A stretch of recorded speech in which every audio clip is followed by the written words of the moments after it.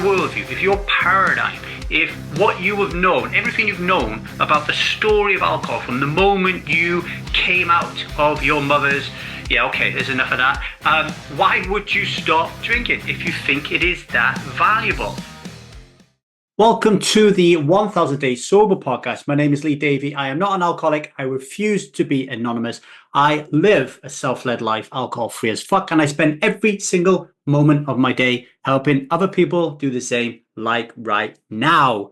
Welcome to another episode of the daily 1000 Days Sober podcast. Does alcohol rewire your brain to keep you drinking? Let's take a look at that. So, a new study that came out recently and came across my Google alerts suggests that alcohol accelerates brain aging.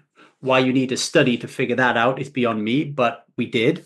And the study also revealed that when you do suffer from accelerated brain aging, this leads to behavioral inflexibility.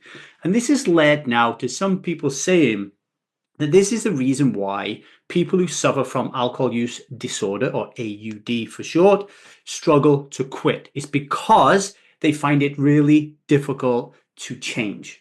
But is this really the full story? Well, I've been working with people and helping them to become alcohol-free as fuck for over 15 years now. And I can tell you, it's not all about brain aging. That is too simple. It is about the liquid life. So let's break this down for you, okay? The study that I'm talking about it's a bit of a mouthful. Greater alcohol intake predicts accelerated brain aging in humans, which mediates a relationship between alcohol intake and behavioral inflexibility, published in Alcohol, Clinical and Experimental Research. Whew. That was published on March 3rd, 2025 by a bunch of people with very impressive titles and names from the University of North Carolina at Chapel Hill. And their main findings were alcohol consumption is linked to accelerated brain aging, even in young adults aged between 22 and 40. And this aging process correlates with reduced behavioral flexibility, meaning people become less adaptable to change. So the study suggests, and some people are taking the study and they're writing other articles about it on their websites, that this reduction in flexibility could explain why some individuals continue drinking despite negative consequences, which is par for the course for the topic of addiction, right? So like I'm continuing to drink even though I have negative consequences in my life means I am therefore addicted, if you believe that kind of stuff, right? So what this essentially means is that, although the study is suggesting, is that people are locked into patterns of behavior as a result of drinking alcohol, and therefore it makes it more difficult to break free from drinking, right? Now, sure, cognitive impairment can make habit change difficult, but millions of people quit drinking alcohol without any brain reprogramming in that respect, right? So for me, the real problem here is the liquid light. And I'm going to talk a little bit more about that after we take a very quick break. Okay, so the liquid light, the real reason people keep drinking. Why would you stop drinking alcohol if you believe, if your worldview, if your paradigm, if what you have known, everything you've known about the story of alcohol from the moment you came out of your mother's, yeah, okay, there's enough of that. Why would you stop drinking if you think it is that valuable? People believe, right, that alcohol relaxes them. It provides them with social lubrication. It allows them to provide confidence and courage. It de-stresses them. There's so many different reasons why people drink alcohol, and that they park up in the car park of intense value. So the problem isn't necessarily brain aging. The problem is that we have coded our brain to believe that alcohol provides us with something that we need, but not just a little thing that we need, something that we really, really, really, really need, right? So, and this is down to, and I've said this before, the 5 N's of the liquid light, right? The justifications we use to drink alcohol. So alcohol, from the moment you're born, is sold to us as being natural, it's being normal, it is necessary, it's nice, and it's noble. And every system, the healthcare system, marketing system, they all market these social norms reinforcing this message, right? And what we have to do is we have to see the liquid light for what it is, right? And if we can see the liquid light for what it is, actually, we can stop drinking alcohol. We can become alcohol-free as fuck, and it's not as difficult as it seems. One of the reasons that people find it really difficult to stop drinking alcohol is not brain aging and behavioral inflexibility. It's because the liquid lie sews a tapestry that quitting alcohol is hard.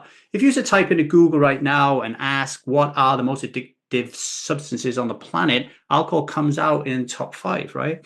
It is well known that becoming an alcoholic is one of the dregs of society. Nobody wants that label. It's up there with rapist and pedophile, right? Nobody wants to have that label. People think because of Alcoholics Anonymous and the Stop programs and rehab facilities, everything we read and hear on the news about celebrities, that actually overcoming alcohol addiction is really, really, really, really, really, really, really difficult. So if you think it's really, really, really, really, really, really difficult, is it going to be easy for you to quit? It's not, right? But I can tell you through personal experience and through helping other people through the Strive method that actually quitting alcohol is easy. Ooh, yeah, I actually said it. It is easy, right? It is not hard. And once you realize and accept and change the perspective and look at this problem through a different lens, and you start to build some confidence, some courage that you can do this, that actually the story out there is a load of shit, a load of bullshit, just actually weave to keep you hooked. You can stop drinking and suddenly it's not that difficult, okay? The other thing that I just want to mention on the subject of alcohol use disorder and people saying, well, the reason people who suffer from alcohol use disorder are going to continue drinking despite adverse consequences, and that this is linked to brain aging and behavioral inflexibility. Something else here, just to let you know, I took the test actually to see if I would have had alcohol use disorder when I was a drinker. And of course, I passed with flying colors, right? I would have had alcohol use disorder. But the interesting thing is, I know had most people where I lived in Ogmore Valley, in Bridgend, in South Wales, in the UK, had taken that same test, they would have also been diagnosed with alcohol use disorder. But here's the interesting thing. None of those people or me in that community would ever believe or accept that we had alcohol use disorder, because the amount of alcohol that we were consuming was deemed to be normal, deemed to be necessary, deemed to be nice, deemed to be natural, and for us men particularly, deemed to be noble. Nobody was ever going to tell you or convince you that the amount of alcohol you was drinking was anything other than those 5 things. So if you think it's normal, natural, necessary, nice, and noble to drink alcohol, why would you stop? And so this is why the liquid lie and uncovering it and understanding it is far more important than reading a study and thinking, oh my God, if I drink alcohol, my brain is going to age and it's going to make me very inflexible when it comes to change. Like, that doesn't help.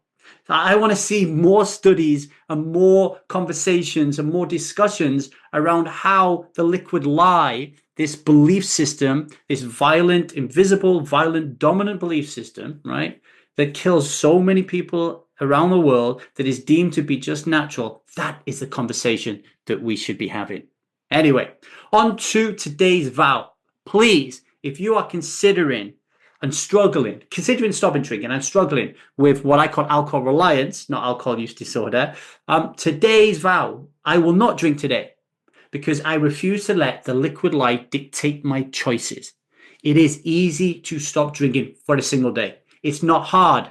It is a myth to say it is hard to stop drinking, especially for a single day, okay? So final thought, if quitting drinking feels hard, it's not because your brain is broken, it's because you still believe alcohol provides you with incredible value and that quitting is really, really, really difficult. And the moment you see the truth, and that is that alcohol provides you with zero value and that it is easy actually to stop drinking, you can walk away from it. Easy peasy, lemon squeezy. Okay, if you get some value out of this podcast, please rate and review the show on your podcast player, and subscribe, please. If you can subscribe as well, that'd be really helpful. And leave a comment for me or email me at thestrivemethod@gmail.com if you want to add to this, think I'm full of shit, whatever it is that you want to comment on, let me know and I'll read out your comments in a future episode. If you are interested in taking the Strive method, email me at the Strive